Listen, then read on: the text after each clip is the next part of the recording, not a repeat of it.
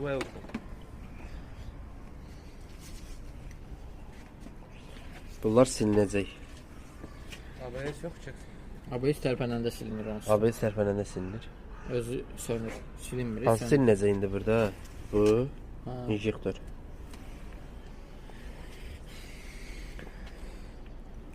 Girə indi birinci problemlərinə baxaq. Nəyə görə yanır? Nəyə görə yanır? Ondan sonra siləcəyik. Azərbaycanda ilkdir də bu. Demək olar ki, heç kimdə yoxdur. Bu sırf moto üçün də, yəni professionaldır bu. Seçirik Yamaha-nı. Yamaha bir şey. İndi motonun özünü axtarır.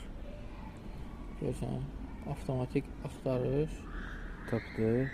Və mühərriklə ABS-i ayrıca yoxlamaq olur. İndi hal-hazırda mühərrikə girmişik. İndi oxuyuruq problemlərini. Bu qədər problemləri var indi Moskvit'in. Nə qədər, nə problemlərdir ki bunlar? Koddur, yoxsa biri göstərir ki? İndi dilini çeviririk. Görürsən, zaslonkanın datçikində problem var. Zərətqası azdır deyə. Görürsən, 11,5 voltdur. Görsədir ki, akkumulyatorun var, zərətqası azdır. Sonra beynində problem var, görsədir. Amma o çox problemlərin, yəni bunların fəsadları nədədir? Akkumulyatorun zəifliyi ola bilər və 1-2 dənə hansısa datçikin nasazlığına görə bu aşıbqaların çoxsunu çıxardır. Moskvit ümumiyyətlə desən problemi Moskvitdir. Çünki problem çox çıxdı, hə?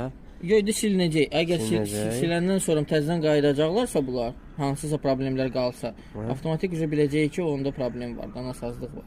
Həmin aşıbqalarda. Geri təmizləməyə. Bax, indi ora sildi. İndi təkrar yoxlanış keçiririk.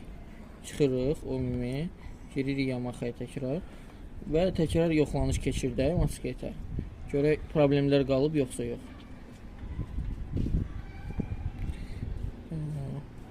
Axtarış, mühərrik.